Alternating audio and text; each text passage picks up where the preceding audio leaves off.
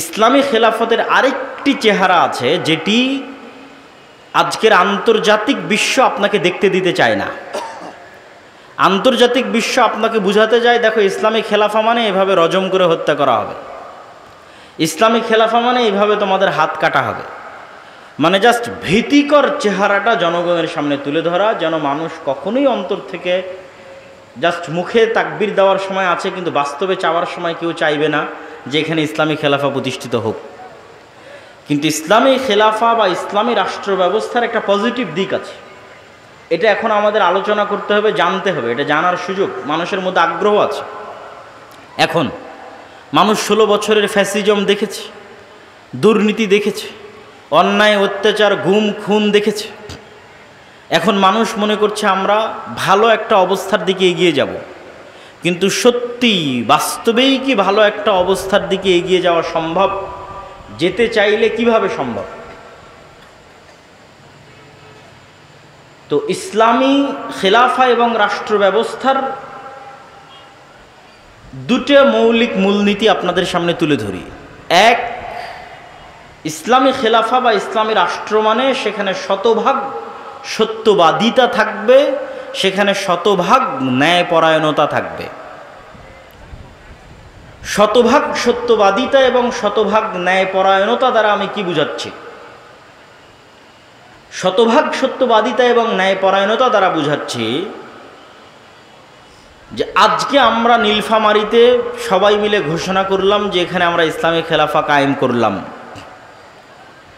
ইসলামী খেলাফা কায়েম করার পর সবার জন্য সালাত বাধ্যতামূলক করে দিলাম, সবার জন্য পর্দা বাধ্যতামূলক করে দিলাম।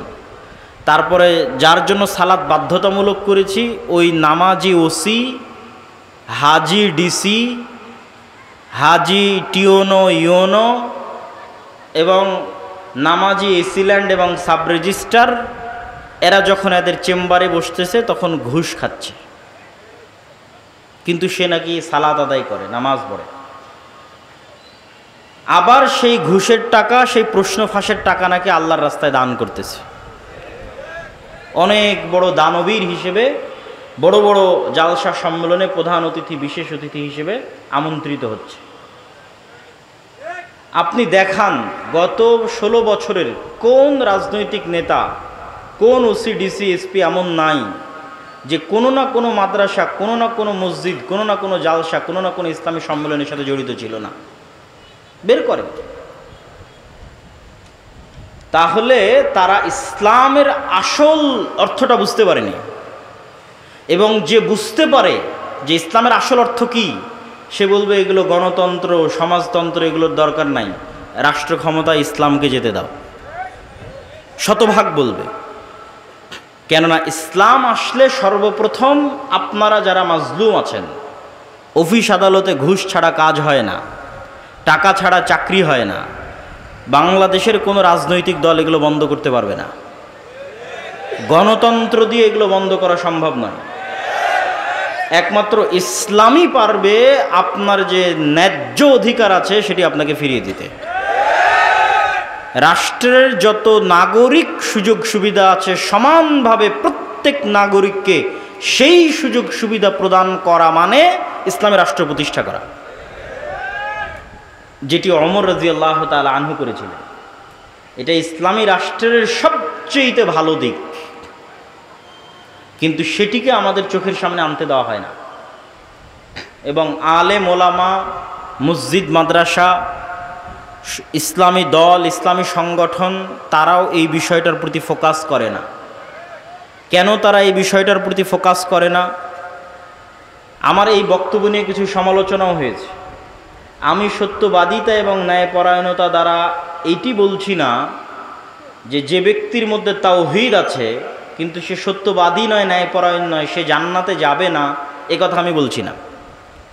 যার অন্তরে তাওহীদ আছে, যে সালাত আদায় করে, সে যদি মিথ্যুক হয়, অন্যায়পরায়ণ হয়, আর আল্লাহর কাছে ক্ষমা চেয়ে নেয়, মানুষের সাথে অন্যায় করে মানুষের কাছ থেকে ক্ষমা চেয়ে নেয়, মানুষ যদি ক্ষমা করে দেয় তো আল্লাহ সুবহানাহু ওয়া তাআলা তাকে জান্নাতে দিবেন। কিন্তু আমি যেটা বলতে চাচ্ছি সেটি হচ্ছে, সালাত যে ব্যক্তি আদায় করে, যার আকীদা বিশুদ্ধ, কিন্তু তারপরেও সে সত্যবাদী নয়, সে তার প্রতিষ্ঠান, ইসলামী দল, সংগঠন, মসজিদ, মাদ্রাসা, ব্যক্তি, পরিবারে ন্যায়পরায়ণ নয়, তাকে আল্লাহ জান্নাতে দিলেও কোনোদিন রাষ্ট্র ক্ষমতা দিবেন না। রাষ্ট্র ক্ষমতায় যেতে পারবেন না, নেতা হতে পারবেন না। এই জন্য আল্লাহ সুবহানাহু ওয়া তাআলা যত নবী রাসূল পাঠিয়েছেন, সকল নবী রাসূলকে সত্যবাদী, ন্যায়পরায়ণ করে পাঠিয়েছেন। কেন? তাকে তো নেতা হতে হবে। আমার নবী মুহাম্মদ সাল্লাল্লাহু আলাইহি ওয়াসাল্লাম যদি আবু সুফিয়ানের সাথে কখনো মিথ্যা বলতেন, যদি আবু সুফিয়ান রাদিয়াল্লাহু তাআলা আনহুর প্রতি চুল পরিমাণ কোনো জুলম বা অন্যায় করতেন, তাহলে আবু সুফিয়ান রাদিয়াল্লাহু তাআলা আনহু তার নেতৃত্ব মেনে নিতেন না, আর আল্লাহর নবী নিজেও নেতৃত্ব প্রদানে অযোগ্য বলে বিবেচিত হতেন। তো আল্লাহর নবী শুধু মানুষকে ইসলামের সঠিক আকীদার, সালাতের দাওয়াত দেননি, তার ন্যায় নিষ্ঠা এত উঁচু পর্যায়ের ছিল যে তৎকালীন বিশ্বে কোনো রাষ্ট্রনেতা, কোনো কাফের মুশরিক ন্যায় নীতি নিষ্ঠায় আল্লাহর রাসূলকে পার করে চলে যাবে এরকম কেউ জন্ম হয়নি। ফলত সবার মাথা তার সামনে নত থাকতো। মাথা নত থাকতো তার ইসলামের দাওয়াতের কারণে নয়, তার ব্যক্তিগত চরিত্রের কারণে।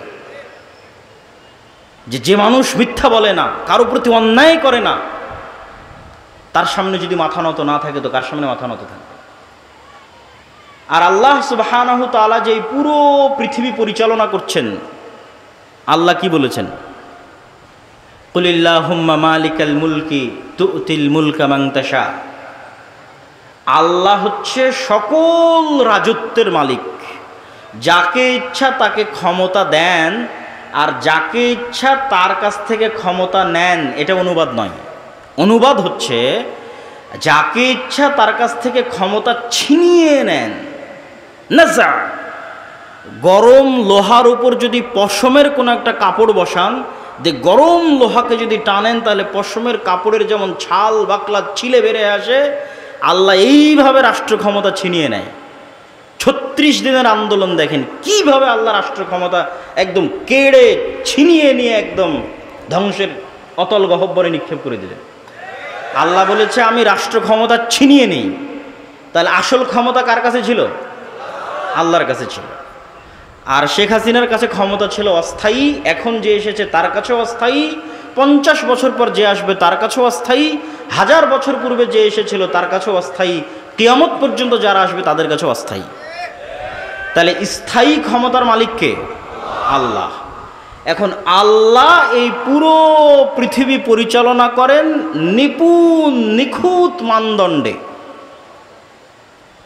আল্লাহ মানুষকে চ্যালেঞ্জ করেছেন যে তোমরা আসমানের দিকে তাকাও, তোমরা কি আসমানে কোনো ত্রুটি দেখতে পাও আমার সৃষ্টিতে?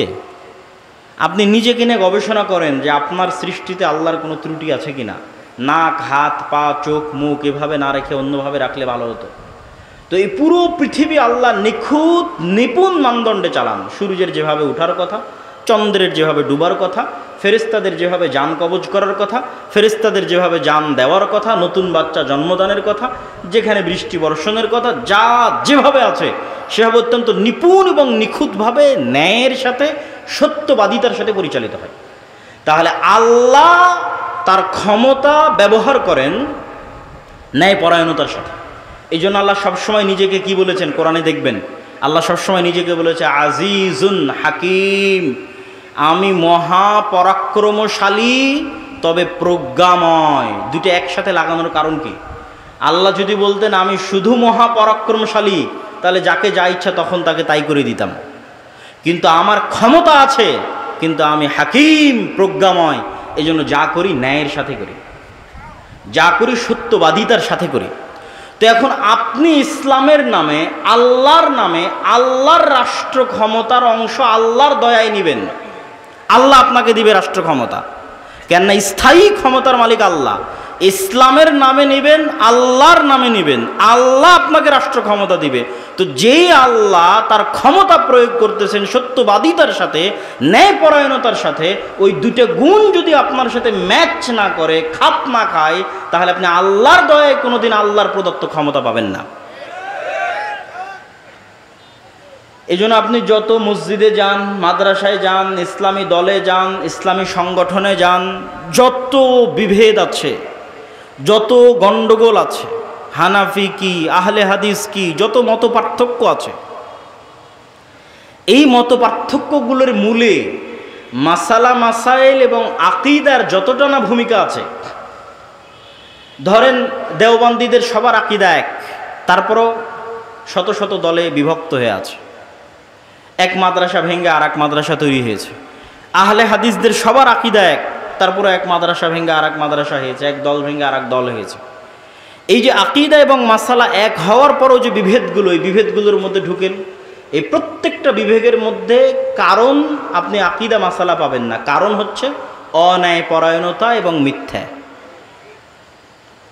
হয় যিনি দলের নেতা আমির তিনি অন্যায়পরায়ণ অথবা মিথ্যার আশ্রয় নিয়েছেন, অথবা যারা কর্মী মামুর তার অধীনস্থ তারা অন্যায়পরায়ণ মিথ্যার আশ্রয় নিয়েছে, মানুষের হক যথাযোগ্যভাবে বুঝিয়ে দিতে পারেনি, দায়িত্ব পালনে ন্যায় পরায়ণতা রক্ষা করতে পারেনি। তাহলে আমরা আমাদের এই ছোট ছোট প্রতিষ্ঠানে ছোট ছোট গণ্ডির মধ্যে আমি ন্যায়ভাবে শাসন করতে পারছি না, সত্যবাদিতার সাথে শাসন করতে পারছি না, তাহলে আল্লাহ কিভাবে আমাকে বিশাল রাষ্ট্রের দায়িত্ব দিবেন? এটা অসম্ভব। এই জন্য আলহামদুলিল্লাহ, মাশাআল্লাহ, আপনাদের মধ্যে সঠিক আকীদা আছে, আমল আছে, কিন্তু মুসলমানেরা যদি চায় যে তাদের রাষ্ট্র ক্ষমতা প্রয়োজন, তাহলে তাদেরকে এই দুইটা জিনিসের প্রতি ফোকাস করতে হবে। আপনি ন্যায়পরায়ণতাকে কখনোই এত হালকাভাবে নিয়েন না, কখনোই না। আপনি মনে করছেন না আমি তো ন্যায়পরায়ণ, আপনি আপনার স্ত্রীর সাথে ন্যায়পরায়ণ কিনা এই বিচারে কিয়ামতের মাঠে ফেসে যাবেন। বাদ দিলাম রাষ্ট্রের কথা, দোকানপাটের কথা, আপনার স্ত্রীর ন্যায্য পাওনা আপনি বুঝিয়ে দিয়েছেন কিনা সঠিকভাবে, এই বিচারে কিয়ামতের মাঠে ফেসে যাবেন। আপনি জানেন বড় বড় আলেম ওলামারা বিবাহ অনেকেই করেননি, কেন করেনি? এই ভয়ে করেনি যে তার স্ত্রীর হক, ন্যায্য হক সে বুঝিয়ে দিতে পারবে কিনা। মানুষের হক খুবই কঠিন, ন্যায়পরায়ণতা প্রতিষ্ঠা করা খুবই কঠিন জিনিস। আপনি মনে করেছেন আমি হয়তো সালাত সিয়াম সব কিছু সঠিক আকীদাতে জান্নাতে চলে গেলাম, কিন্তু বাপের সম্পত্তি বন্টন করার সময় বোনকে ন্যায়পরায়ণতার সাথে বন্টন করে দেননি। মানে যেই জায়গায় দামি জমি সেখানে আপনি ভাগ নিয়েছেন, বোনকে দেননি। যেটা দূরে কম দামি আবাদ হয় না সেখানে বোনকে দিয়েছেন। তাহলে এই জমি বন্টনে কি আপনি ন্যায়পরায়ণতা করেছেন? করেননি। তাহলে আপনার মতো দুর্নীতিবাজ চোরকে আল্লাহ রাষ্ট্র ক্ষমতা দিবে আল্লাহর দয়ায়? অসম্ভব। আল্লাহর দয়ায় রাষ্ট্র ক্ষমতা পাবেন না, জোর করে মারামারি করে রাষ্ট্র ক্ষমতা সেটা ভিন্ন জিনিস। আমরা আলোচনা করছি ইসলাম রাষ্ট্র ক্ষমতায় যাবে কার দয়ায়? আল্লাহর দয়ায়। তো আল্লাহর দয়ায় ইসলাম যদি রাষ্ট্র ক্ষমতা যায়, তো মুসলমানদেরকে কি হতে হবে? মুখে বলতে হবে সত্য, কাজে হতে হবে ন্যায়পরায়ণ। পরিবারে, সমাজে, প্রতিষ্ঠানে, রাষ্ট্রে। এমনি দেশ চেঞ্জ হয়ে যাবে। একদিনে দেশ পরিবর্তন হওয়া সম্ভব, একদিনে। যারা রাষ্ট্র ক্ষমতায় আসে এরা অল্প সময়ের জন্য আসে, আর স্থায়ী থাকে কারা? ওই যে পুলিশ হাসিনার আমলে ছিল এখনও আছে, যে আর্মি হাসিনার আমলে ছিল সে এখনও আছে, সচিবালয়ে যে সচিব ডিসি ওসি হাসিনার আমলে ছিল বদলি হতে পারে, কিন্তু ওরাই আছে। এরা হচ্ছে রিটায়ার্ড না হওয়া পর্যন্ত এরা থাকবে। তাহলে আসল ক্ষমতা কাদের হাতে? ওদের হাতে না, আসল ক্ষমতা ওদের হাতে। তাহলে এই যে ওসি ডিসি এসপি সচিব, এদের যদি ন্যূনতম মেরুদণ্ড সোজা হয় আর বলে যে আমরা অন্যায় করব না এবং সত্য বলবো, তো ক্ষমতায় যেই আসুক দেশ ভালো চলবে না মন্দ চলবে? ভালো চলবে। কিন্তু তাদের সেই শক্ত মেরুদণ্ড নাই। আমরা ওই শক্ত মেরুদণ্ডওয়ালা প্রজন্ম তৈরি করতে পারি। সবাই টাকার কাছে বিক্রি, অর্থের কাছে বিক্রি, অথচ তারা সবাই দাবি করে সে অনেক বড় হাজি, অনেক বড় নামাজি, অনেক বড় দানবীর, বড় বড় জালসার প্রধান অতিথি, বড় বড় জালসার বিশেষ অতিথি। এগুলো ইসলাম নয়। আপনাকে সত্যবাদী এবং ন্যায়পরায়ণ হতে হবে যদি আপনি মুসলমানদের সম্মান রক্ষা করতে চান, ইসলামের সম্মান রক্ষা করতে চান। আর সত্যবাদিতা এবং ন্যায়পরায়ণতার উপর এতটা গুরুত্ব আমি কেন দিচ্ছি এখনকার ইদানিং বক্তব্যে, এত সমালোচনার পরেও? ওয়াতাম্মাত কালিমাতু রাব্বিকা সিদকাও। আল্লাহ সুবহানাহু ওয়া তাআলা কোরআন মাজিদে বলেন, আপনার প্রতিপালক আল্লাহ সুবহানাহু তাআলার সকল আদেশ সমাপ্ত হয়েছে সত্যবাদিতার উপরে, ন্যায়পরায়ণতার উপরে। মানে আল্লাহ যত আদেশ মানুষকে দিয়েছে প্রত্যেকটা আদেশ সত্য, প্রত্যেকটা আদেশ ন্যায়। একটা আদেশ শোনেন, আল্লাহ আদেশ দিয়েছে কি, তোমরা আল্লাহর ইবাদত করবা, শিরক করবা না। তো এবার কালেমা কি, লা ইলাহা ইল্লাল্লাহ, আল্লাহ ব্যতীত ইবাদতের যোগ্য কোনো সত্য মাবুদ নাই।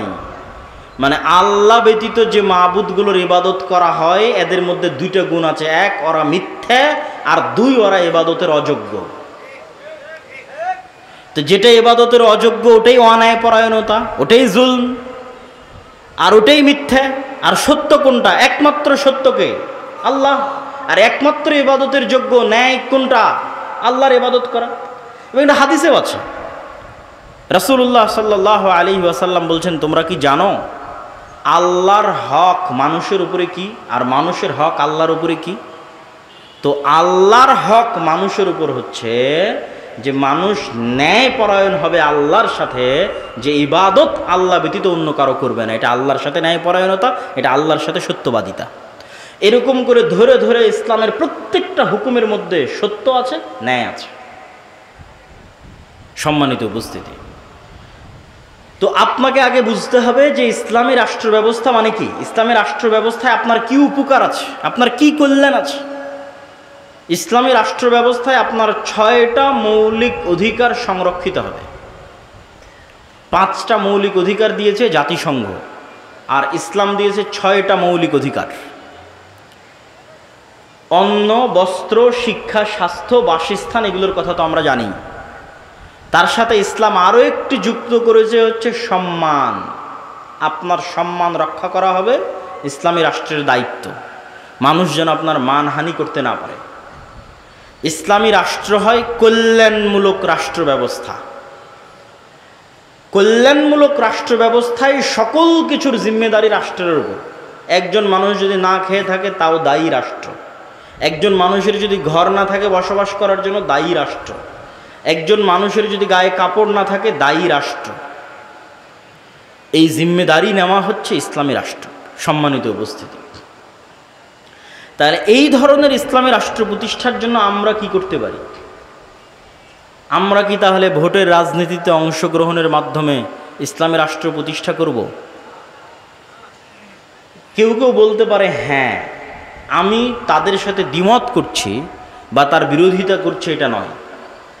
আমি যুক্তির আলোকে আপনাকে পরামর্শ দিতে চাই যে আমাদের করণীয় কি, করা উচিত কি।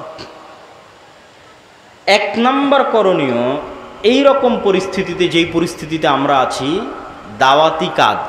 আপনি বলবেন, আপনাদের কথা শুরু হলেই বলেন দাওয়াতি কাজ। আর কত দাওয়াতি কাজ? কুনতুম খায়রা উম্মাতিন উখরিজাত লিন-নাস তা'মুরুনা বিল মা'রুফ ওয়া তানহাউনা আনিল মুনকার।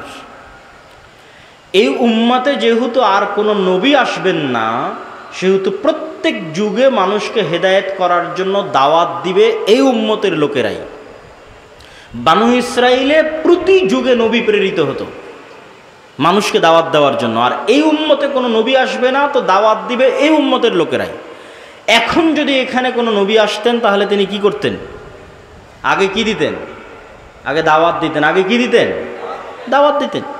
এখন যদি বাংলাদেশে কোনো নবী প্রেরিত হতেন তাহলে তিনি দাওয়াত দিতেন। তো যেহেতু নবী প্রেরিত হবেন না, তো দাওয়াতি কাজ অতীতেও ছিল, আজও থাকবে, ভবিষ্যতেও থাকবে। দাওয়াতি কাজে আমরা সফল নই কেন? নবীদের মতো ইখলাস, নবীদের মতো হিকমা, নবীদের মতো সবর, নবীদের মতো কৌশল, নবীদের মতো ভদ্র এবং নম্র আচরণের মাধ্যমে আমরা দাওয়াত দিতে পারিনি। যেখানে মূসা আলাইহিস সালাতু ওয়াস সালামকে ফেরাউনের নিকটে দাওয়াত দিতে পাঠানো হয়েছে, তারপরে বলা হচ্ছে ভালো ভাষায় কথা বলবে। আর আমরা আমারই আর এক মুসলিম ভাইকে দাওয়াত দিতে গিয়ে বলতেছি, তুই মুশরিক, তুই বেদাতি, তুই জাহান্নামী, তুই কাফের। তো তাহলে আমাদের দাওয়াতি স্ট্র্যাটেজির মধ্যে, পদ্ধতি কৌশলের মধ্যে ত্রুটি আছে। আমরা যত ইসলামী দল সংগঠন বলেন, আলেম ওলামা বলেন, রাষ্ট্রের টপ লেভেলে যদি কেউ দাওয়াত নিয়ে গিয়ে থাকে তাহলে নিজের স্বার্থের জন্য নিয়ে গেছে বেশিরভাগ। আমরাও নিজের স্বার্থের জন্য নিয়ে গেছি। স্বার্থ মানে কি বুঝতে পারছেন? স্বার্থ মানে হচ্ছে আমার এই কাজটা আটকে আছে, এই কাজটা একটু করে দিতে হবে ভাইজান। ওসি, ডিসি, এসপি, মন্ত্রী সবার কাছে গেছি, ভাই আমার মাদ্রাসার এটা আটকে আছে, ভাই আমার এই দলের এটা আটকে আছে, ভাই আমার পত্রিকার এই সমস্যা হয়ে আছে, একটু কাজটা করে দেন। কেউই নিঃস্বার্থভাবে শুধু ইসলামের প্রতিনিধি হিসেবে তাকে ইসলামের দাওয়াত দিতে গেছে এরকম নাই। যে আপনি প্রধান উপদেষ্টা ডক্টর ইউনূস, আপনার কাছে আজকে কিছু চাইতে আসেনি, আপনার কাছে দাওয়াত দিতে এসেছি যে এই হলো আল্লাহর দাওয়াত, এই হলো আল্লাহর নবীর দাওয়াত, এর মধ্যে আপনার কল্যাণ আছে। এরকম নিঃস্বার্থ দাওয়াত নিয়ে যাবে নাই। আর নবীগণ সব সময় রাষ্ট্রের টপ লেভেলে দাওয়াত নিয়ে গেছেন নিঃস্বার্থ। ইব্রাহিম আলাইহিসসালাতু ওয়াসসালাম তৎকালীন যুগের রাষ্ট্রপ্রধান নমরুদকে হিট করেছেন নিঃস্বার্থভাবে। নমরুদের কাছে ইব্রাহিম আলাইহিস সালামের কোনো চাওয়া পাওয়া ছিল না। মুসা আলাইহিসসালাতু ওয়াসসালাম ফেরাউনকে হিট করেছেন নিঃস্বার্থভাবে। মুহাম্মদ সাল্লাল্লাহু আলাইহি ওয়াসাল্লাম আবু জাহাল, আবু লাহাবকে হিট করেছেন, দাওয়াত দিয়েছেন নিঃস্বার্থভাবে, কোনো চাওয়া পাওয়া নেই। চাওয়া পাওয়া না থাকার মাত্রাটা দেখেন যে মুহাম্মদ সাল্লাল্লাহু আলাইহি ওয়াসাল্লাম যখন মাজলুম মক্কার মাটিতে, যখন তাকে সহযোগিতা করার মতো কেউ নাই, তখন আবু জাহাল মুহাম্মদ সাল্লাল্লাহু আলাইহি ওয়াসাল্লামকে প্রস্তাব দিচ্ছে যে আসো ক্ষমতা ভাগাভাগি করি, 1 বছর তোমার আল্লাহর ইবাদত হবে, আর 1 বছর আমাদের মূর্তির পূজা হবে। 1 বছর তোমার ইসলামের আইন অনুযায়ী দেশ চলবে, আর 1 বছর আমরা আমাদের মতো দেশ চালাবো। রাসূলুল্লাহ সাল্লাল্লাহু আলাইহি ওয়াসাল্লাম সেই দিন কি বলেছিলেন? লাকুম দীনুকুম ওয়ালিয়া দীন, লা আ'বুদু মা তা'বুদুন। স্পষ্ট কথা, কাফারনা বিকুম, এগুলো এক একটা কোরআনের আয়াত। কি বললেন? তোমাদের দিন তোমরা পালন করো, আমাদের দিন আমাকে আমার মতো পালন করতে দাও। তোমরা যার ইবাদত করো আমি তার ইবাদত করতে পারবো না। কাফারনা বিকুম, তোমরা যার ইবাদত করো তাদের সাথে আমরা কুফরি করলাম। কত শক্ত কথা। ওয়াজতানিবুত তাগুত বলা আছে যে তাগুতকে অস্বীকার করতে হবে। তো তোমরা যার ইবাদত করো, যেই মূর্তির যেই শিরক করো, ওই শিরকের সাথে ওই মূর্তির সাথে আমরা কুফরি করলাম, কাফারনা, অস্বীকার করলাম। আপোষের তো কোনো প্রশ্নই আসে না। এইরকম নিঃস্বার্থ দাওয়াত আলেম ওলামাগণ, ইসলামী দল, ইসলামী সংগঠন নিঃস্বার্থভাবে নিয়ে যাবে, এটা হয়ে ওঠেনি। তাহলে 1 নম্বর হচ্ছে ব্যাপক দাওয়াতি কাজ করতে হবে, কিন্তু নিঃস্বার্থভাবে, ইখলাসের সাথে, ভালো ব্যবহারের সাথে, সবরের সাথে। 900 বছর দাওয়াত দিয়েছে নূহ আলাইহিস সালাতু ওয়াস সালাম। আমরা 16 বছরই ক্লান্ত হয়ে গেছি। দাওয়াত দিতে হবে। 2 নম্বর কাজ কি? 2 নম্বর কাজ হচ্ছে সমাজ এবং দেশের মানুষের সাথে সম্পৃক্ত থাকতে হবে। আজকে আলেম ওলামা, মসজিদ, মাদ্রাসা, সমাজ বিচ্ছিন্ন, ডিসকানেক্টেড ফ্রম দ্য সোসাইটি। সমাজের সাথে তাদের কোনো কানেকশন নাই। আমাদের কাজ কি? আমরা ঘরে বসে বই লিখব, গবেষণা করব, ক্যামেরার সামনে একটা ভিডিও রেকর্ড করব, অনলাইনে কোর্স পরিচালনা করব, বিশ্ববিদ্যালয় মাদ্রাসায় টিচারি করব। সমাজ আর দেশ জান্নাতে গেল কি জাহান্নামে গেল দেখে লাভ নাই। অথচ আমাদের নবী মুহাম্মদ সাল্লাল্লাহু আলাইহি ওয়াসাল্লাম না বই লেখা জানতেন, না বই পড়া জানতেন। তাহলে আমার নবী গবেষকও ছিলেন না, আমার নবী লেখকও ছিলেন না, আর আমার নবী পিএইচডি ডিগ্রিধারীও ছিলেন না, আর আমার নবী কোনো বিশ্ববিদ্যালয় মাদ্রাসায় চাকরিও করতেন না। তাহলে তিনি আল্লাহর কাছ থেকে জ্ঞান নিয়ে, মানে কোরআন শিখে 5 ওয়াক্ত সালাত আদায় বাদে বাকি সময় মানুষের পিছনে দিতেন। কার বাড়িতে কে মরলো, কার মেয়ের বিয়ে, তো কে কষ্টে আছে, কার বাড়িতে খাবার নাই, কে ঋণগ্রস্ত আছে, মানুষের দুঃখ কষ্টের ভাগিদার এবং ভাগবাটোয়ারার অংশীদার ছিলেন। মদিনা এবং মক্কায় বসবাসরত কোনো মানুষ মনে করবে যে আজকে সে বিপদগ্রস্ত আছে আর তার পাশে দাঁড়ানোর মতো মুহাম্মদ সাল্লাল্লাহু আলাইহি ওয়াসাল্লাম নাই, এটা অসম্ভব। তিনি সমাজের মানুষের সাথে ফুললি কানেক্টেড ছিলেন। আপনি সমাজ বিচ্ছিন্ন হয়ে কখনোই ইসলাম প্রতিষ্ঠা করতে পারবেন না। আর ইসলাম 4 দেওয়ালের মধ্যে, মসজিদের 4 দেওয়ালের মধ্যে সীমাবদ্ধ থাকার জিনিসও নয়। ইসলামকে রিপ্রেজেন্ট করতে হবে। আপনাকে ইসলামের প্রতিনিধি হিসেবে সমাজের মানুষের সাথে কানেক্টেড হতে হবে, যে ইসলাম কত সুন্দর, এই মানুষের সাথে উঠা বসা করে দেখো কত সুন্দর। এই ইসলামের প্রতিনিধি, এর সাথে কথা বলে দেখো ইসলাম কত সুন্দর। আজকে আফগানিস্তানে যারা ক্ষমতায় এসেছে তাদের আকীদা নিয়ে সমালোচনা হতে পারে, তাদের বিশ্বাস নিয়ে ফতোয়া ফারায়েজ মাসলা মাসাইল নিয়ে মতভেদ থাকতে পারে, কিন্তু দুটো পয়েন্টে কোনো আফগানিও দ্বিমত করবে না যে তারা সত্যবাদী, ন্যায়পরায়ণ। কোথাও একটা টাকা দুর্নীতি হবে এটি তাদের দ্বারা বরদাস্ত করা সম্ভব নয়। তো তারা এই জায়গায় এসেছে কিভাবে? সমাজের মানুষের সাথে সম্পৃক্ত থেকে, সমাজের মানুষের দুঃখ কষ্টের অনুভূতির অংশীদার হয়ে, সমাজের মানুষের দায়িত্ব নিয়ে। যখন রাশিয়ার সাথে যুদ্ধের পর গোটা আফগানিস্তানে গৃহযুদ্ধ, কোনো ল অ্যান্ড অর্ডার নাই, যেমন আমাদের দেশে 3 দিন কোনো সরকার ছিল না, এরকম ল অ্যান্ড অর্ডার বিহীন অবস্থায় খুন, চুরি, রাহাজানি, ধর্ষণ একাকার। তখন এক মাদ্রাসার ছাত্ররা বের হয়ে এক জায়গায় ধর্ষকের শাস্তি প্রকাশ্যে বাস্তবায়ন করে দিয়েছে। তখন মানুষজন কি দেখলো? যে এরা তো ন্যায়পরায়ণতা প্রতিষ্ঠা করতে জানে, এদের কাছেই তো আমাদের জানমাল নিরাপদ, আমাদের ধন সম্পদ নিরাপদ, আমাদের পরিবার পরিজন নিরাপদ। আমরা কি চাই? নিরাপত্তা চাই, শান্তি চাই। তো ওই নিরাপত্তা, ওই শান্তির গ্যারেন্টি বাংলাদেশে বসবাসরত ইসলামের যারা রিপ্রেজেন্টার, ইসলামকে যারা প্রতিনিধিত্ব করে, তারা দিতে পেরেছে কিনা? তারা তাদের ন্যায়পরায়ণতা, সত্যবাদিতা দিয়ে সেটা ফুটে তুলে ধরতে পেরেছে কিনা? অতএব আপনাদেরকে সমাজের সাথে কানেক্টেড থাকতে হবে। তাহলে 1 নাম্বার বললাম ব্যাপক দাওয়াতি কাজ করতে হবে, 2 নাম্বার বললাম সমাজের সাথে সম্পৃক্ত থাকতে হবে, 3 নাম্বার শক্তিশালী প্রতিষ্ঠান তৈরি করতে হবে।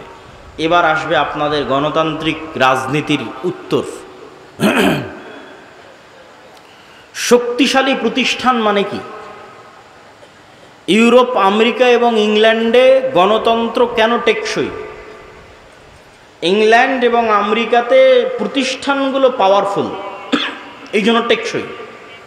প্রতিষ্ঠান পাওয়ারফুল মানে পুলিশ বাহিনী স্বাধীন স্বতন্ত্র, বিচার বিভাগ স্বাধীন স্বতন্ত্র। ক্ষমতায় বাইডেন কি ট্রাম্প সেটা বিষয় নয়, পুলিশ তার মতো ফাংশন করে, বিচার বিভাগ তার মতো ফাংশন করে। কিন্তু আমাদের ভারত, পাকিস্তান, বাংলাদেশের প্রবণতা হচ্ছে যেই ক্ষমতায় আসে সে পুলিশ, আর্মি, বিচার বিভাগ সবগুলোকে নিজের পকেটের মধ্যে ঢুকিয়ে ফেলে। ফলত এখানে রাষ্ট্র প্রতিষ্ঠান দুর্বল হয়ে যায়, ফাংশন করে না।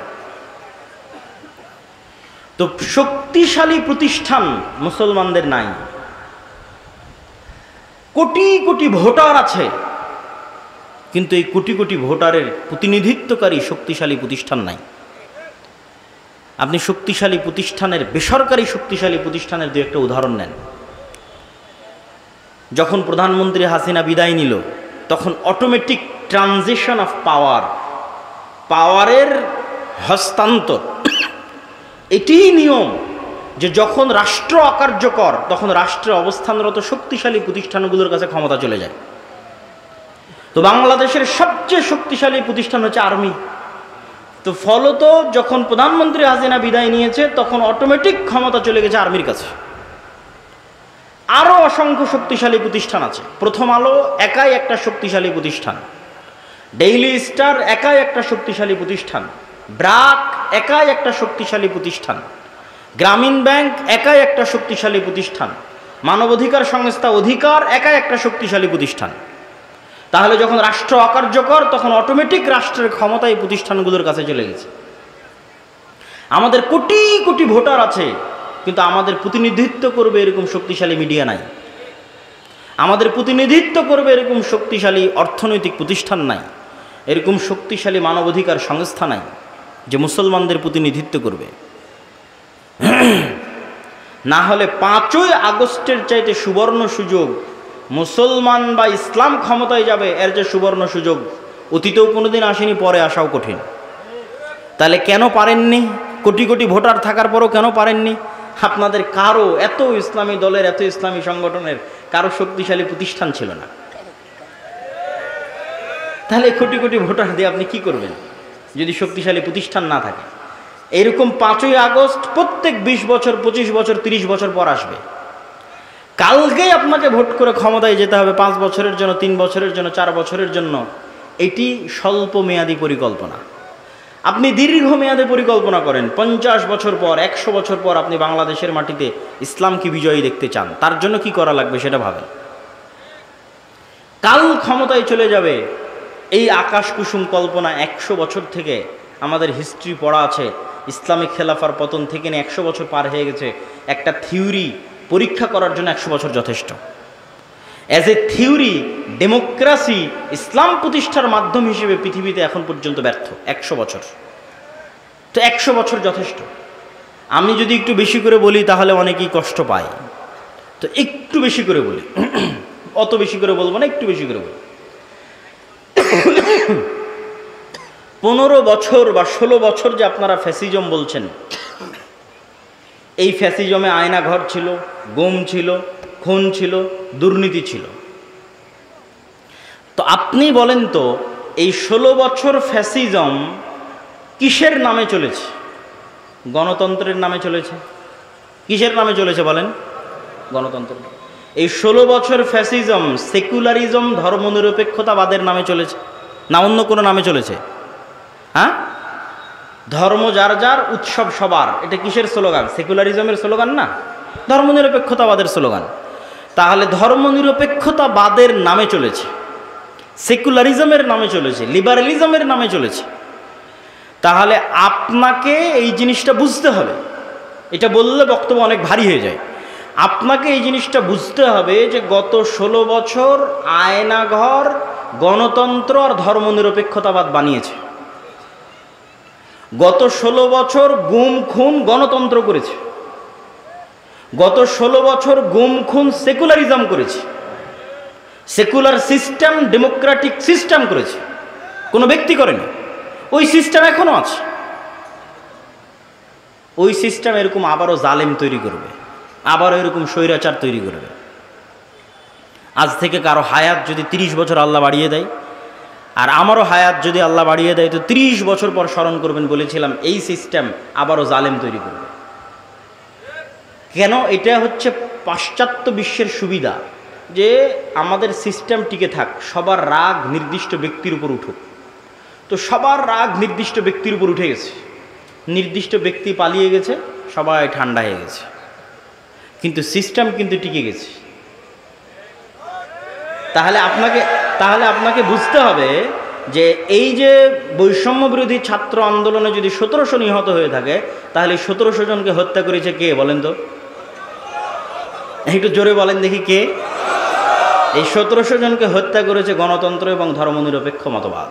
অনেক অনেক কঠিন কথা বলে দিলাম, কিন্তু এটিই সত্য।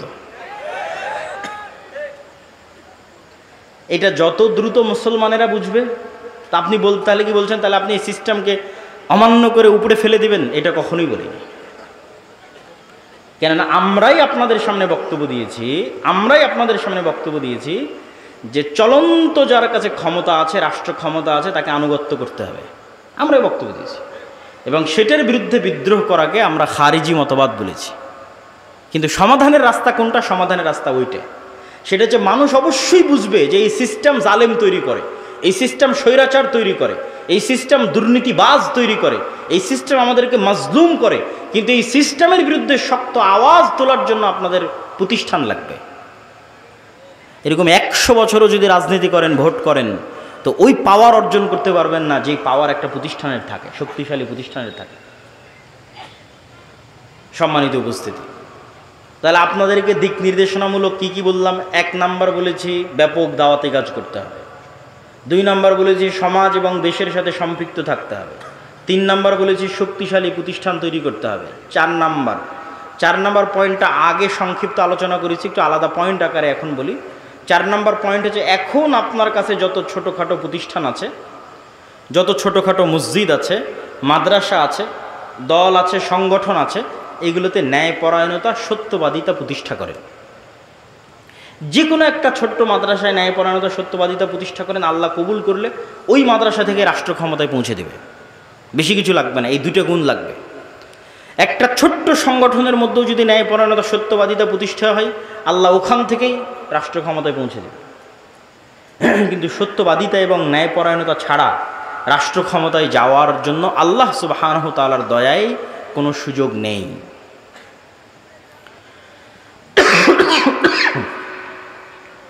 সম্মানিত উপস্থিতি, তাহলে আমরা আমাদের আলোচনার শেষের দিকে চলে আসি যে এই পরিবর্তিত পরিস্থিতিতে স্কুল কলেজ বিশ্ববিদ্যালয় সহ দেশব্যাপী যে দাওয়াতি কাজের পরিবেশ তৈরি হয়েছে, এই দাওয়াতি কাজের পরিবেশকে আল্লাহর পক্ষ থেকে নেয়ামত মনে করতে হবে, আল্লাহর পক্ষ থেকে দয়া মনে করতে হবে। আর এই ধরনের জালসা সম্মেলন কেন্দ্রিক দাওয়াতি কাজ থেকেও একটু বের হওয়ার চেষ্টা করতে হবে। জালসা সম্মেলন ভালো, কিন্তু জ্ঞান কেন্দ্রিক দাওয়াতি কাজ হচ্ছে টেকসই। আমার বহু বক্তব্যে আপনারা শুনেছেন, আমি বলেছি যদি জালসা করে জ্ঞান পৌঁছানো বেশি ভালো হতো তাহলে ব্রাক শুধু জালসাই করে বেড়াতো, আর খ্রিস্টান মিশনারিরা শুধু জালসাই করত। তারা জালসা করে না, ছোট ছোট শিক্ষা প্রতিষ্ঠান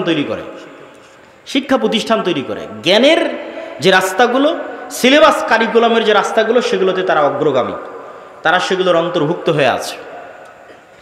সম্মানিত উপস্থিতি, আল্লাহ সুবহানাহু ওয়া তাআলা আমাদেরকে এই যে সংক্ষিপ্ত বক্তব্য আপনাদের সামনে তুলে ধরলাম, এই সংক্ষিপ্ত বক্তব্য বুঝার এবং এই সংক্ষিপ্ত বক্তব্যের প্রতি আমল করার এবং দেশব্যাপী পুরো পৃথিবীব্যাপী মুসলমানদের একটা বিপ্লব তৈরি করার তৌফিক দান করুক, আল্লাহুম্মা আমিন। আমি বক্তব্য লম্বা করতে চাচ্ছি না, অল্প কথায় যতটুকু তুলে ধরেছি ততটুকুর প্রতি যদি আপনারা আমল করেন, আপনারা মূল্যায়ন করেন, এতেই আল্লাহ সুবহানাহু ওয়া তাআলা বরকত দিবে। তো আমি আমার সংক্ষিপ্ত বক্তব্য এখানেই শেষ করছি।